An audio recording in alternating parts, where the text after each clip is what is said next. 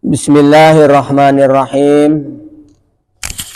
Melanjutkan kajian tafsir surah Yasin yang kemarin, yaitu tentang wamtazul yauma ayyuhal mujrimun alam a'had ilaikum ya bani adama alla ta'budu syaitana innahu lakum aduwwum mubin wa an i'buduni hadza siratum mustaqim wa laqad adalla minkum jibillan katsira afalam takunu taqilun hadhihi jahannamul lati kuntum tu'adun islauhal yauma bima kuntum takfurun. Kemarin sampai situ.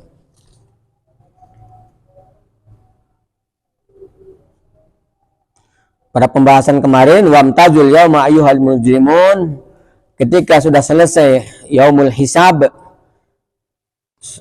di situ baru orang-orang kafir dan orang-orang yang ditakdirkan akan masuk ke neraka disuruh berpisah dengan orang-orang mukmin. Ya. Karena waktu sebelumnya kan mereka tetap bersama-sama. Waktu di dunia mereka bersama, mungkin satu lingkungan, satu RT, tetangga mungkin. Ketika mati juga orang mungkin kuburannya berdekatan gitu ya. Lalu ketika dibangkitkan dari kematian, semuanya digiring menuju mahsyar juga bersama-sama, campur baur gitu ya.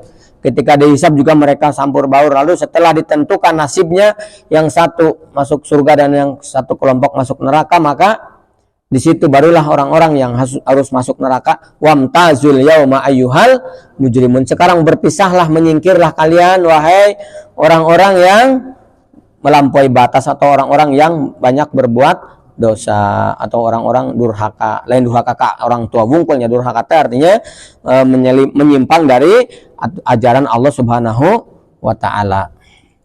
Wamtazul yauma ayyuhal mujrimun. Lalu mereka digiring menuju neraka dengan tiga barisan terdepan adalah orang yang sudah sepuh. Di tengah para pemuda, di belakangnya adalah ibu-ibu. Mereka digiring menuju neraka. Lalu ketika sudah hampir masuk ke neraka, mereka minta kepada Jabaniyah untuk menangisi nasibnya, meratapi menangisi nasibnya. Diizinkan oleh Jabaniyah, mereka menangis sejadi-jadinya, menyesali kenapa di dunia aku kurang amal gitu. Apalagi orang kafir, kenapa aku dulu tidak beriman kalau orang kafir. Seperti itu. Akhirnya diizinkan. Kemarin dikabarkan di sini bahwa saking banyaknya tangisan air mata manusia, sampai ketika umpamanya ada perahu pun bisa ngambang gitu. Saking banyaknya air mata manusia. Nah, seperti itu. Nah, disitulah Allah maido itu. Alam a'had ilaikum ya bani Adam. Bukankah dulu aku telah menjanjikan kepada engkau wahai bani Adam supaya kalian jangan menyembah setan. Jangan mengikuti langkah-langkah setan, dalam kurung setan manusia ataupun setan dari bangsa jin ya. Manusia yang berperilaku seperti setan itu juga setan. Dalam Al-Qur'an itu setan itu bukan hanya yang gaib, tapi yang manusia bungkelkan seperti gini juga setan. Wa kadzalika ja'alna likulli nabiyyin aduwan minasyayatinil insi wal jinni, kata Allah dalam Al-Qur'an. Dan begitulah aku jadikan setiap nabi itu ada musuhnya, ada penghalangnya, dari golongan setan manusia dan setan golongan jin. Itu seperti gitu ya. Jadi setan itu tidak hanya yang gaib. Kalau setan itu umum. Tetapi kalau sudah masuk ke dalam jin itu berarti yang gaibnya gitu ya. Kalau setan itu bahasa umum. Manusia juga bisa dikatakan setan kalau kerjanya menyimpangkan manusia ke dalam kebatilannya.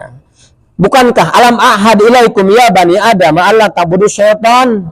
Bukankah dulu aku telah berjanji wahai bani Adam untuk engkau supaya tidak menyembah setan, karena setan sesungguhnya adalah musuh yang nyata bagi kamu. Wa ani'buduni hadza siratum mustaqim, dan aku sudah memerintahkan kalian, menjanjikan kepada kalian supaya engkau menyembah aku. Hadza siratum mustaqim, dan menyembah aku ini kata Allah itulah jalan yang lurus. Tetapi walaqad adalla minkum jibilan katsira, kata Allah. Tetapi setan telah menyesatkan golongan yang banyak di antara kamu. Afalam takunu takilun. Kenapa kamu tidak mau berpikir? Gitu. Tidak mau menggunakan akalmu. Ya seperti itu ya. Nah sekarang setelah itu hadhihi jahannamul lati kuntum tu'adun. Nah sekarang inilah jahanam tempat kamu gitu kan, tempat kembali kamu. Kalian wahai orang-orang yang akan masuk neraka. Islauhal yauma bima kuntum takburun. Ya, menetaplah di sana kalian terhadap apa yang telah engkau dulu ingkari, yaitu kufur gitu ya. Menetaplah selama-lamanya di situ. Itu seperti itu ya. Ketika sudah ditunjukkan seperti itu, hadhihi jahannamul lati kuntum tu'adun, ya. Inilah neraka jahanam yang telah dulu aku janjikan buat kalian. Ya, orang-orang yang melampaui batas. Ya, islauha kalau dalam tafsir depan apa makna islauha Pak Tawun? Islauha katimun tak sugan mukaan geus katimu. Ya udah, islauhal yauma, ya sekarang menetaplah kalian ya di situ di neraka. Ya ingin membandingkan saja gitu dengan terjemah Depag kan, itu mah terjemah Depag. Menetaplah kalian di neraka terhadap apa yang telah kalian kupurkan dulu. Nah, tafsirnya dalam ayat ini Syekh Nawawi mengatakan ay udkhulu, masuklah, menetaplah, sama sajalah.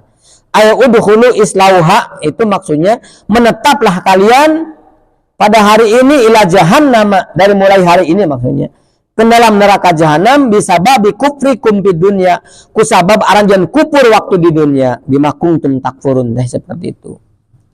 Li'annakum kafartum fiha, karena kalian, kalau engkau kan satu orang, karena kalian dulu waktu di dunia kufur. Wa abadtumul asnama, dan kalian menyembah patung, berhala. Ya.